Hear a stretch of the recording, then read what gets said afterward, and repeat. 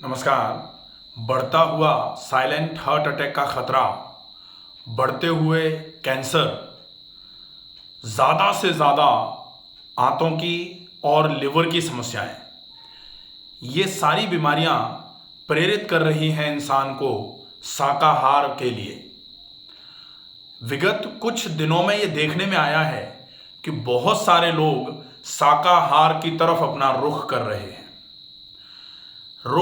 रहे हैं या फिर कुछ रोगों का खौफ उनको शाकाहार की तरफ जाने के लिए प्रेरित कर रहा है।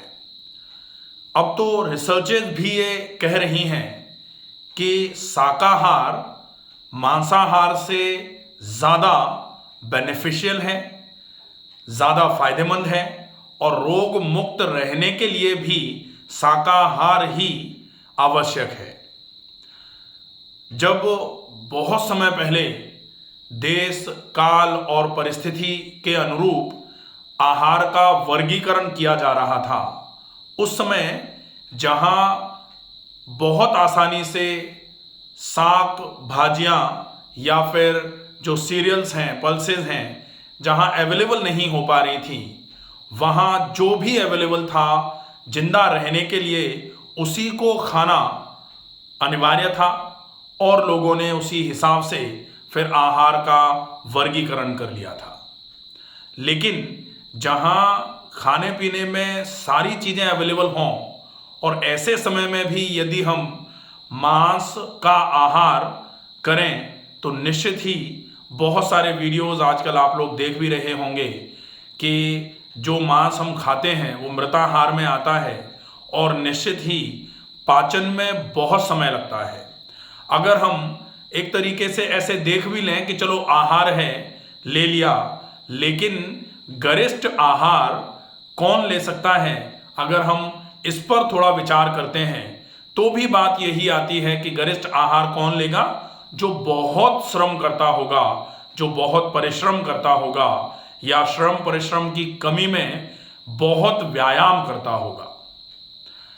काम जिनके घरों में कम है, शारीरिक श्रम जो नहीं करते हैं, वो अगर ऊर्जा जो ले रहे हैं, ऊर्जा जो ग्रहण कर रहे हैं, उस ऊर्जा का व्यय व्यायाम करके भी कर दें तो भी चले।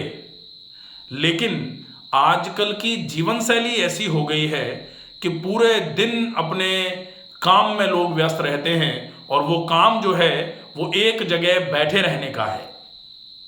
बहुत कम आज भी जो लोग श्रमिक वर्ग के हैं, जो श्रम करते हैं, जो बहुत परिश्रम करते हैं, वो आज भी अगर गरिष्ठ भोजन कर लें तो उनके पेट में कहीं खास ऐसा कोई परिवर्तन नहीं आता है।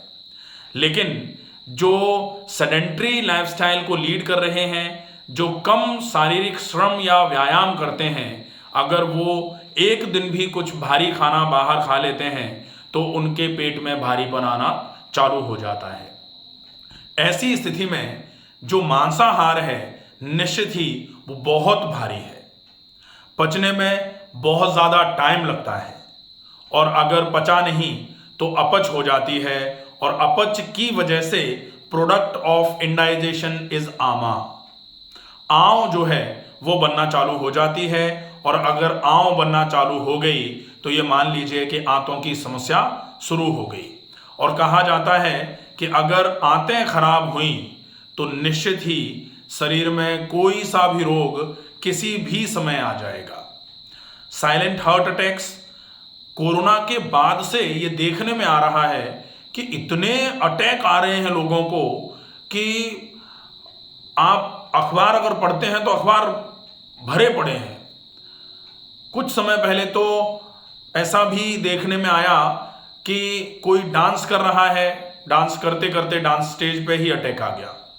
कोई ट्रेडमिल पर दौड़ रहा है, दौड़ते दौड़ते अटैक आ गया। शादी में लोग गए हैं, हल्दी लगाते लगाते अटैक आ गया। ये शायद वीडियोस आप लोगों ने देखे होंगे। तो ऐसे समय में आवश्यकता है सुपाच्य आहार को ऑप्ट करने की, सुपाच्य आहार की तरफ अपना रुख बनाने की। और जब सुपाच्य आहार की बात आती है तो अपक्व आहार या फिर स्टीम्ड फूड, उबला हुआ आहार सबसे पहले नंबर पर रखा जाता है। अगर कच्चा खाना आपको किसी कारणवश नहीं पच पा रहा है तो आप कच्चे खाने को थोड़ा सा स्टीम कर लीजिए। स्टीमर्स आजकल आते हैं, नहीं तो कुकर में जाली डाल के आप उसमें पानी भर के भी स्टीम कर सकते हैं, या फिर आप बॉयल ही कर लीजिए। स्टीमिंग और बॉयलिंग में जो डिफरेंस है, अगर ओपन स्टीमिंग करते हैं किसी भी चीज की तो वो बहुत ही ईजी डाइजेस्टिव होती है।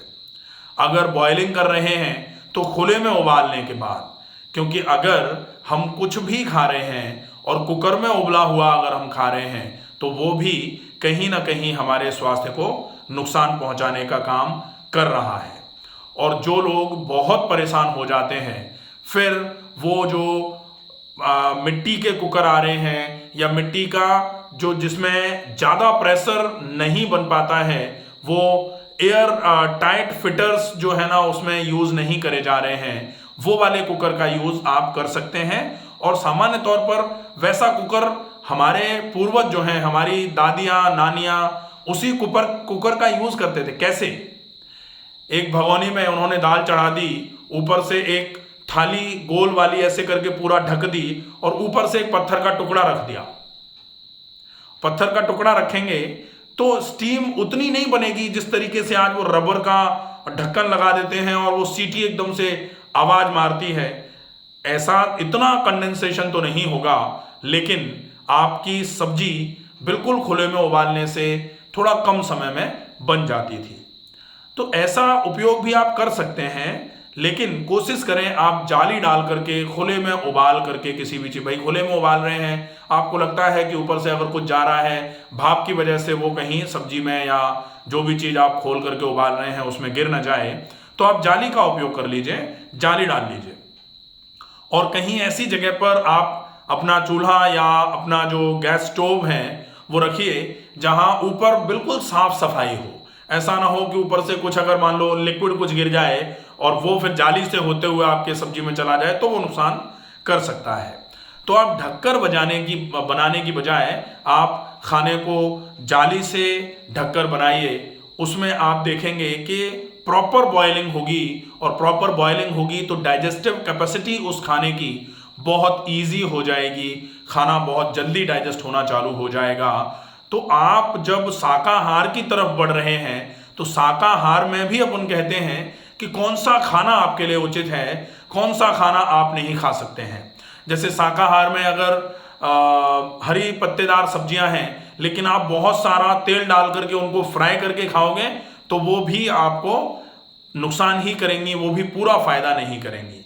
तो शाकाहार में ही जब इतनी प्रॉब्लम है तो निश्चित ही मांसाहार में जो नॉन वेजिटेरियंस होते हैं वो बहुत सारी ग्रेवी, बहुत सारा तेल चिकनाई डाल करके, दुनिया भर के मसाले डाल करके जो खाना बनाया जाता है वो स्वादिष्ट जरूर लगता होगा, मुझे नहीं आइडिया है इस चीज़ का, लेकिन वो स्वास्थ्यवर्धक तो नहीं कहा जा सकता।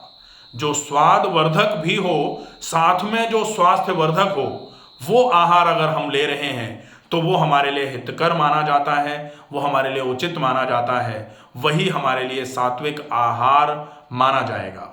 अगर हम पूरे तरीके से रोगों से दूर रहना चाह रहे हैं, और ऐसे भयानक रोग लिवर के सिरोसिस होते जा रहे हैं, लोगों को लिवर धीरे धीरे करके सूखता चला जा रहा है, पत्थर होना, कंसोलिडेशन ऑफ लिवर जिसको बोला जाता है वो हो रहा है, या फिर आंतों में इतनी समस्याएं आ रही हैं कि आंव बन रही है, पूरी आंतों में सूजन आ गई है, या फिर आंतों में कोलाइटिस हो गई है, कोलोन में, बड़ी आंत में।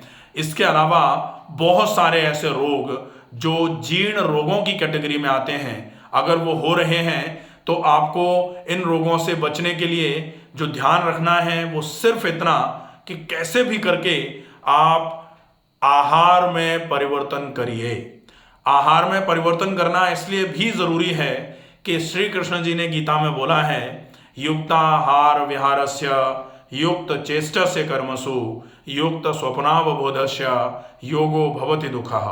तो आपको अगर दुखों से दूर होना है, आपको अगर दुखी नहीं होना है, तो आपका युक्त आहार और युक्त विहार तो आपको जरूर फॉलो करना चाहिए। अगर युक्त आहार और युक्त विहार का प्रॉपर तरीके से फॉलोअप होगा तो निश्चित ही आजकल जो बीमारियां बढ़ती चली जा रही हैं, आज 1, कल 2, परसों 5, ऐसे करके जो नंबर अपने बढ़ाते चली जा रही हैं, वो सारी की सारी बीमारियां धीरे धीरे करके खत्म होना चालू हो जाएंगी। सारे रोगों से आप मुक्त होना चालू हो जाएंगे। पूरा शरीर आपका बहुत हुष्ट पुष्ट और बलिष्ठ होना चालू हो जाएगा। तो इसलिए, और आजकल ये केवल ऐसा नहीं है कि केवल बातें हैं, आजकल रिसर्चेस भी इस चीज को प्रूव कर रही हैं कि जो नॉन वेजिटेरियंस हैं, कंपैरेटिवली वेजिटेरियंस नॉन वेजिटेरियंस के कंपैरिजन में बहुत हद तक कम बीमार पड़ते हैं। लेकिन वेजिटेरियन भी अगर कोई है और साथ में बहुत गरिष्ठ, जैसे पराठे, मैदा से बना हुआ, बहुत सारे मिर्च मसाले बना करके डाल करके बनाया हुआ, दुनिया भर की चिकनाई डाल करके बनाया हुआ भोजन करें, और ऐसा भोजन करने के बाद फिर व्यायाम बिल्कुल भी ना करें, तो वो भी नुकसानदायक होता है। ऐसा नहीं है कि हम नॉनवेज नहीं खाते हैं, वेजिटेरियन फूड लेते हैं, लेकिन दुनिया भर के मसाले खाएंगे और पूरे दिन बिल्कुल बैठे रहने का या लेटे रहने का काम करेंगे, तो आप चाहें कि बीमार नहीं पड़ेंगे, बीमार उस अवस्था में भी पड़ना ही होगा। क्योंकि आप खाना और व्यायाम दोनों में संतुलन बना के अगर नहीं रखेंगे तो निश्चित ही आज नहीं तो कल, बहुत सारे लोग कहते हैं कि साहब हम तो बिल्कुल ठीक हैं, कोई दिक्कत नहीं है, लेकिन आप अगर सही सांचे का उपयोग नहीं कर रहे हैं और फिर हम ऐसा मान रहे हैं कि हम अभी तक तो ठीक हैं, तो सांचा अगर खराब है तो निश्चित ही चीजें खराब बनना शुरू होंगी ही। ये ईश्वर कृपा से हो सकता है कि खराब सांचे से सही ईंट बन रही हो, लेकिन सांचा अगर खराब है तो निश्चित ही आज नहीं तो कल ईंट खराब बनना शुरू हो ही जाएगी। तो ऐसे ही अगर आपने अपनी जीवनचर्या में, आपने अपने दिनचर्या में जो जीवन शैली है आपकी, उसमें अगर कहीं खराबी कर रखी है, तो वो खराबी जब तक आप नहीं सुधारेंगे तब तक आप पूरे तरीके से रोग मुक्त नहीं हो सकते हैं। अगर बहुत सारे लोग ऐसा सोचते हैं कि हम तो बहुत ऐसा भारी खाना भी नहीं खाते हैं, हम तो बिल्कुल उबला हुआ खाते हैं, जो लोग IBS के पेशेंट्स हैं, जिनको अमीबाइसिस की प्रॉब्लम है, जिनको आंतों में सूजन है, ऐसे लोग सामान्य तौर पर एक बात कहते हैं कि हम तो सवेरे पानी भी पीते हैं, हम तो खाना भी अच्छा खाते हैं, हम तो व्यायाम भी करते हैं, लेकिन उसके बाद भी हमारी बीमारी दूर नहीं हो पा रही है। इसका सिर्फ एक कारण होता है कि जितना करना है आपको, आप उतना नहीं कर पा रहे हैं। आप सवेरे पानी कितना पी रहे हैं, आप खाने को कैसे खा रहे हैं, आप खाने की मात्रा क्या रख रहे हैं, आप खाने की टाइमिंग क्या रख रहे हैं, और आप अच्छे तरीके से खाना खाने के बाद उसको पचाने का पूरा नियम फॉलो कर रहे हैं कि नहीं कर रहे हैं, आप व्यायाम करते हैं कि नहीं करते हैं। अगर ये सारी चीजें अच्छे तरीके से फॉलो होंगी तो निश्चित ही आप पूरे तरीके से रोग मुक्त हो सकते हैं।